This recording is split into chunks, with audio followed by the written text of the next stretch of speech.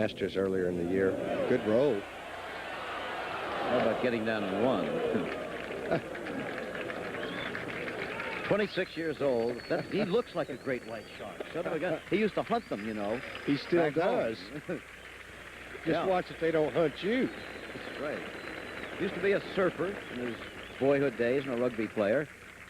David Graham probably played a little rugby too, but he needs this one right now very badly for a par to stay within 3 shots of George Burns.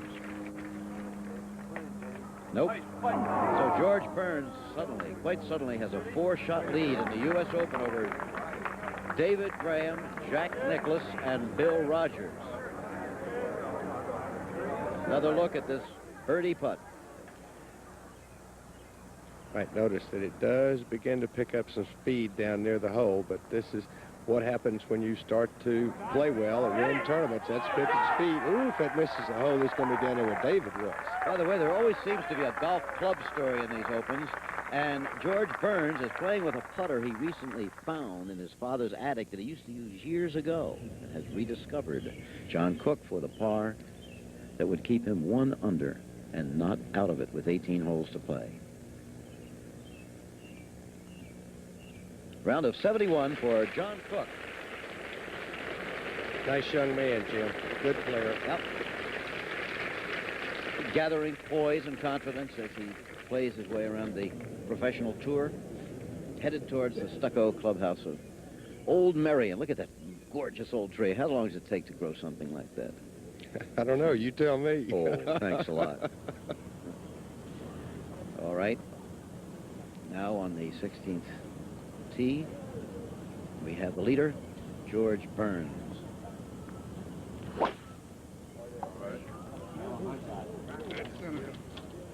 I heard someone say dead center. Okay, he was telling the truth. Second shot now, it goes over that quarry and those bunkers to that green. Notice the trees on right and left. Don't think they cannot come into play because Jack Nicklaus was in the ones on the right yesterday. I assumed that George hit a 3-wood there that was teed awfully low. This is not a golf course. We've said it before that you use a lot of drivers on. Smart player here makes up his game plan, uses irons where necessary, and you don't take any chances on this. Did you call her a dowager? Yes, elegant, in fact. Burns by 4, you see, there it is, over Nicklaus, Graham, and Rogers by 5 over Chi-Chi, who shot 67 today, and John Schroeder, who played well. There you see Jim Thorpe, the first-round leader, John Cook, who just came in. Tommy Valentine is playing with Nicklaus. And here is Jack. Well, it is an attempt at a birdie, but I should think perhaps he's thinking more in terms of making sure he gets down in 2. I don't know whether he has to go along the side of that Valley of Sin. What do you think, Dave? He's got to come up the rise. I think Bill said he's all right, that he escaped that. He's up on the flat, isn't he, Bill? Yeah, just one little edge of that. I don't know how to explain it, really. It's sort of a scoop in there, and if he can keep it just to that very fine edge, he'll be fine. But if he gets down a little too much to the left, he's in trouble. Yeah, we'll see in a second. Yep, fine putt.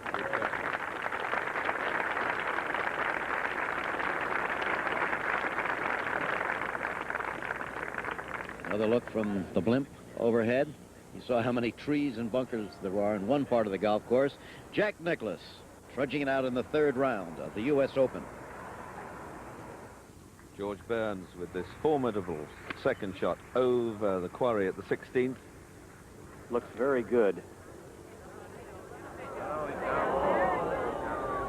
Coming back. Slow. Rolls a little bit away, but safely on the green. Going to grain in the valley. Oh, look where David Graham is. He's over where Nicklaus was going to get it in the woods. Way over here on the right. Now, David Graham. This was the shot that Jack Nicklaus had yesterday. Almost the identical shot. Nicklaus fired it 40 yards right in the trees.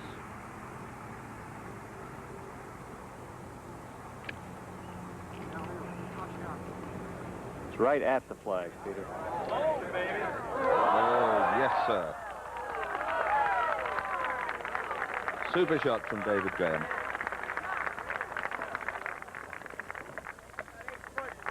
17th green recorded a few minutes ago, Tommy Valentine.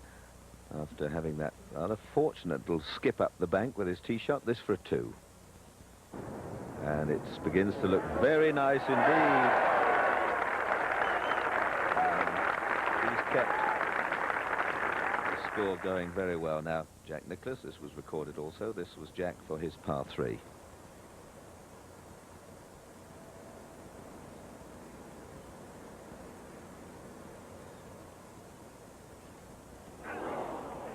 And now it's Jack for his bogey 4. He got a 4, bogey 4. Nicklaus now drives at the 18th.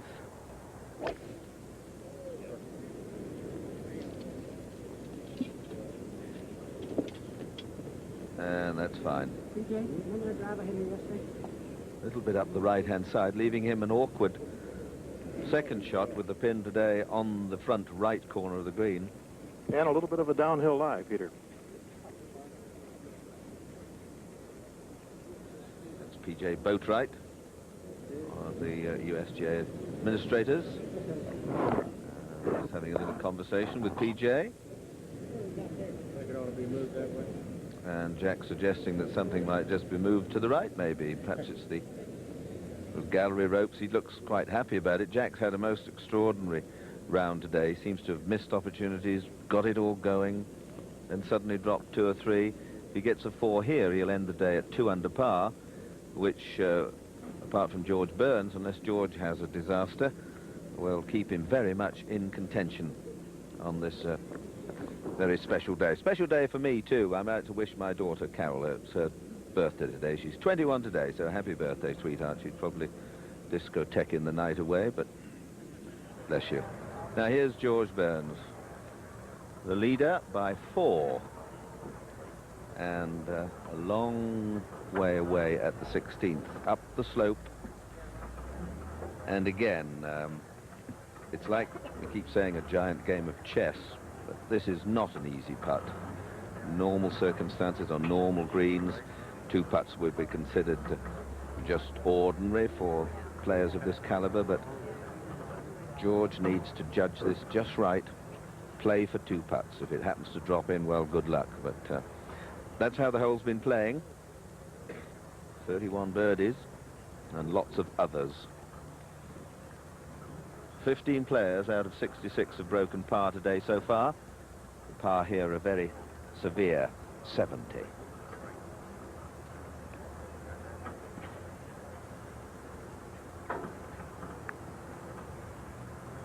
Now 3 pars in for George, and he would sleep quite easily tonight.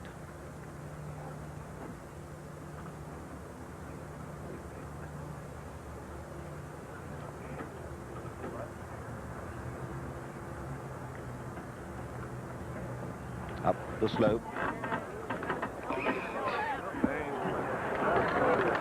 Beautifully judged.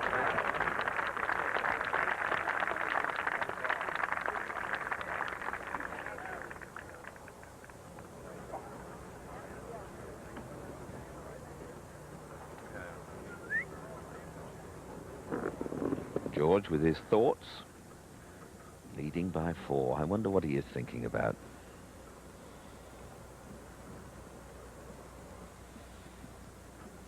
David Graham with a very holeable putt.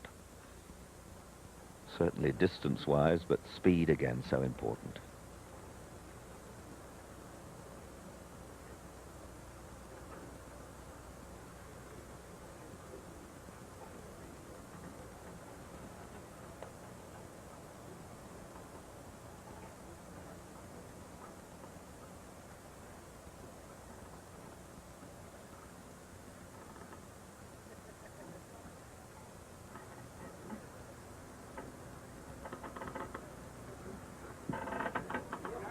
Yes, sir.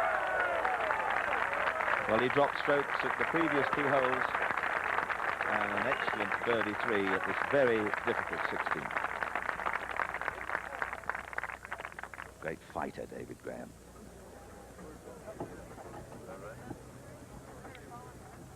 George with this little one for his par 4.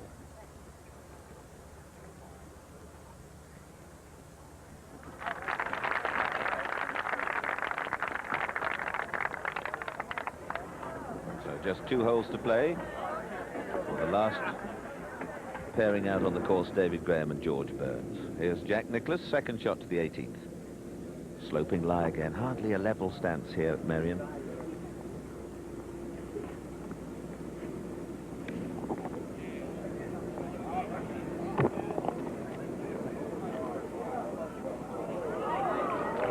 And look at that ball, it'll go to the back of the green. Just exactly where he was yesterday, Peter. Indeed, Bill, and a long way from the hole. We saw Jim Thorpe earlier from almost that identical spot take 3 to get down. Jack just spluttering a little bit. Tommy Valentine's second shot. There you get some idea of how far his feet are below the ball.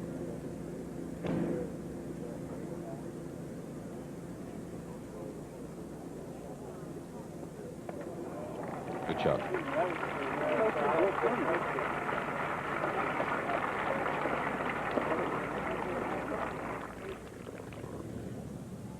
Back to the 17th. 2-iron for David Graham. Needs a big one.